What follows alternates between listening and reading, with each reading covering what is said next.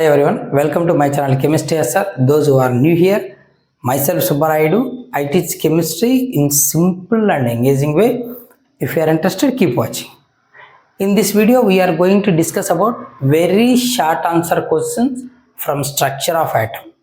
Intermediate first year or 11th class chemistry అందులో very short answers question చూస్తున్నాం. Exam point of వ్యూలో discuss చేద్దాం. ఓకేనా? ఒక 10 షార్ట్ ఆన్సర్ క్వశ్చన్స్ ఉన్నాయి. అవన్నీ ఒక 2 వీడియోస్లో 5 ఒక దాంట్లో డిస్కస్ చేద్దాం. ఓకే, ఇక్కడ ఫస్ట్ క్వశ్చన్ ఏంటంటే calculate the charge of 1 mole of electrons. 1 mole electrons charge ఎంత ఉంటుంది అని అడుగుతున్నాడు. ఓకేనా? ఫస్ట్ ఒక ఎలక్ట్రాన్ ఛార్జ్ ఎంత ఉంటుందో మనకు తెలిస్తే దెన్ 1 మోల్ ఎలక్ట్రాన్స్ ఛార్జ్ ఎంతో మనం కనుక్కోవచ్చు. డజన్ అంటే 12 ఎలాగో, పెయిర్ అంటే 2 ఎలాగో, 1 మోల్ అంటే ఒక నంబర్ ఉంటుంది ఫిక్స్డ్. ఆ నంబర్తో ఒక ఎలక్ట్రాన్ ఛార్జ్ని మల్టిప్లై చేస్తే 1 మోల్ ఎలక్ట్రాన్ ఛార్జ్ వస్తుంది. ఓకేనా? సో మనం ఏం చేయాలంటే ఇక్కడ ఫస్ట్ ఒక ఎలక్ట్రాన్ ఛార్జ్ నోట్ చేసుకోవాలి.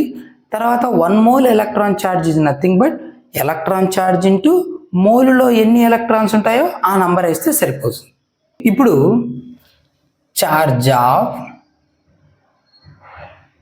1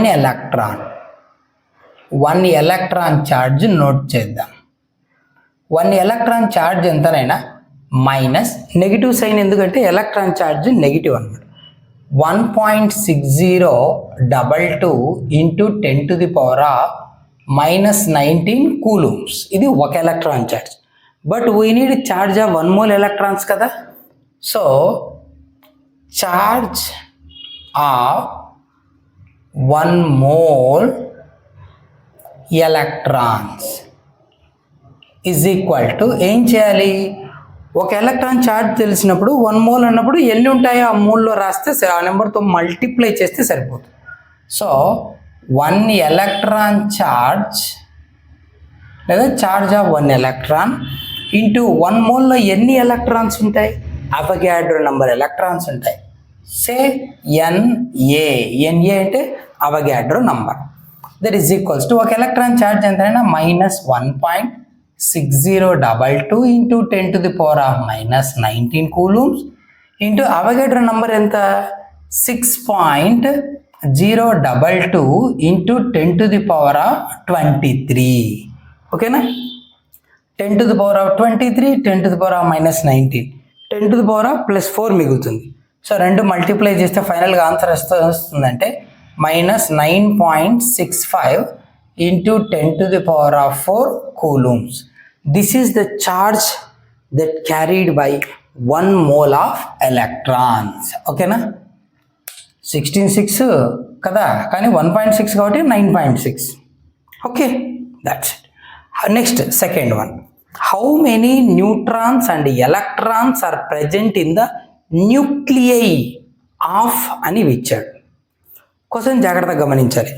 ఇక్కడ న్యూక్లియై అన్నాడు. మాట్లాడదాం. ఫస్ట్ మనకిచ్చినటువంటి ఆటమ్స్ ఏవో నోట్ చేస్తే ఎలక్ట్రాన్స్ ఎన్ని, ప్రోటాన్స్ ఎన్ని మాట్లాడచ్చు. ఓకేనా? ఫస్ట్ మనకిచ్చిన ఆటమ్స్ ఏమిచ్చాడు అవి. తర్వాత అందులో అటామిక్ నంబర్ మనకు ఇక్కడ ఇదే కదా అటామిక్ నెంబరు. అటామిక్ నెంబర్ తెలిస్తే ప్రోటాన్లు చెప్పొచ్చు, ఎలక్ట్రాన్లు చెప్పొచ్చు. సో మనకు అడిగింది ఏంటి? ఎలక్ట్రాన్స్ కదా. So electrons in atom. First మన యాటంలో ఎన్ని ఎలక్ట్రాన్లు ఉన్నాయో రాద్దాం. తర్వాత ఇంకేమడిగాడు? న్యూట్రాన్స్. కానీ ఇక్కడ క్వశ్చన్ ఏమన్నాడు? Neutrons and electrons are present in nuclei అన్నాడు. ఒక యాటమ్ గురించి మాట్లాడుతున్నాం, ఒక స్పీసెస్ గురించి మాట్లాడుతున్నామంటే న్యూక్లియస్. Carbon 6-12 nucleus. దీన్ని కార్బన్ న్యూక్లియస్ అంటారు, దీన్ని ఆక్సిజన్ న్యూక్లియస్ అంటారు, దీన్ని మెగ్నీషియం న్యూక్లియస్ అంటారు, దీన్ని ఐరన్ న్యూక్లియస్ అంటారు.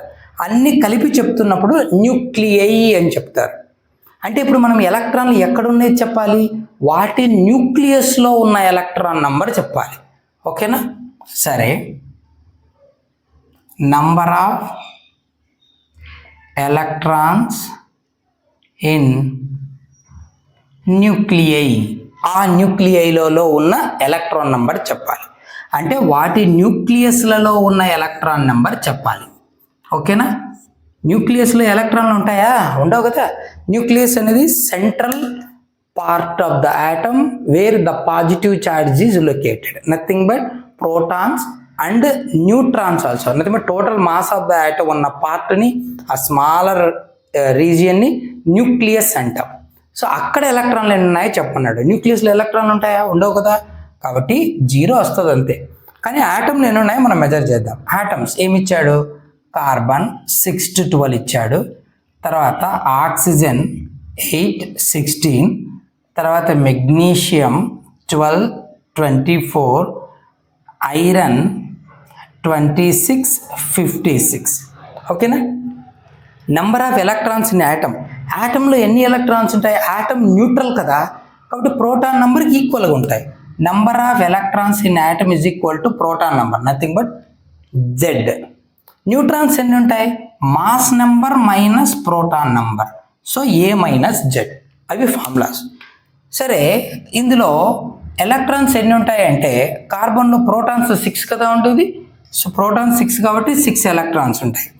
ఇక్కడ ఎలక్ట్రాన్స్ ఎన్ని ఉంటాయి? 8 ఉంటాయి. ఇక్కడ మెగ్నీషియం ఆటంలో ఎలక్ట్రాన్లు ఎన్ని ఉంటాయి? 12.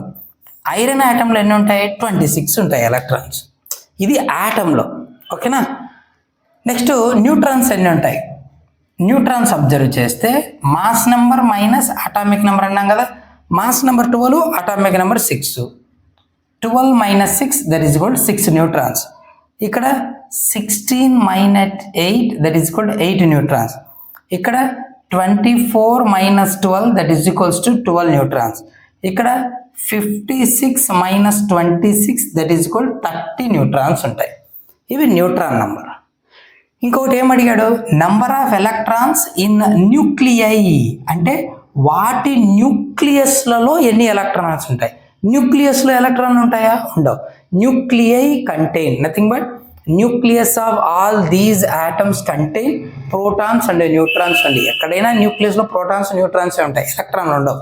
So number of electrons in their nuclei is equals to 0 electrons. ఓకేనా? సరే, నెక్స్ట్ ఇంకొన్ని క్వశ్చన్లు చూద్దాం. ఏంటంటే what is a black body? Black body అంటే ఏంటి? బ్లాక్ బాడీ అంటే బ్లాక్ కలర్లో ఉండే బాడీ కాదు. ఓకే, ఏంటంటే simple definition, the ideal body. ఇది ఐడియల్గా బిహేవ్ చేయాలంట. ఏం చేయాలి? The ideal body that emits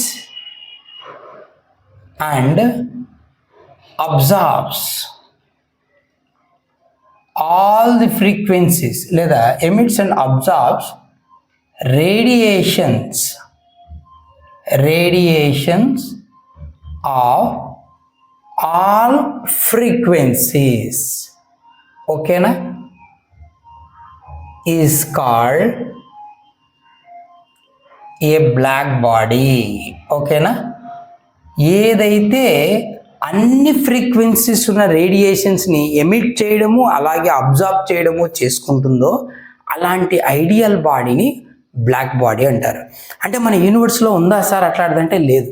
there is no 100% black body, but A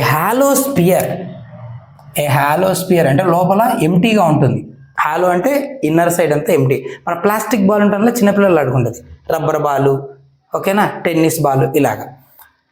coated inside with platinum black. Hollow sphere coated inside with platinum black, having fine hole in its wall. తన వాల్లో ఒక narrow whole ఉండాలి.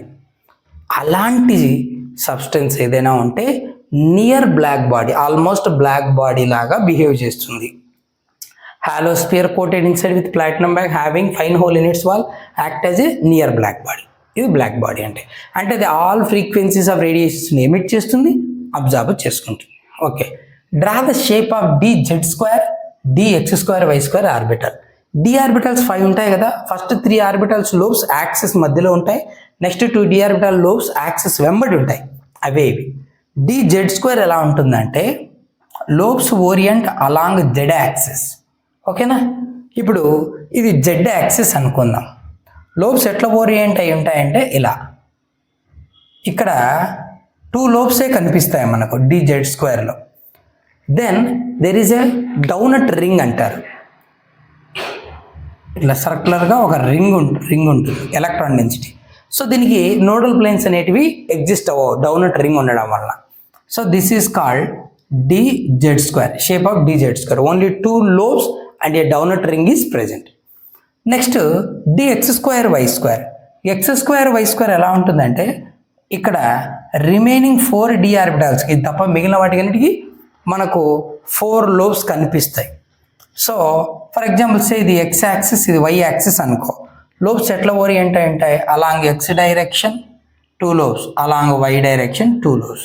So this is called dx²y² orbital. ఓకేనా?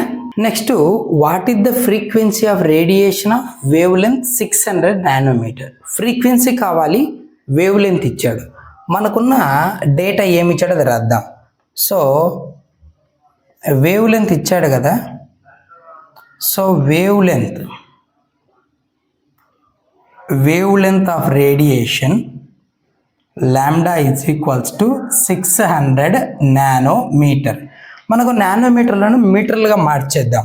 1 nanometre అంటే 10⁻⁻9 metres.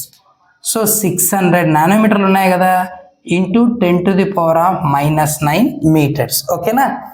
సరే, ఇప్పుడు 10² ఉంది కదా, ఇది 10² అని రాయొచ్చు కదా. 600ను 6 × 10².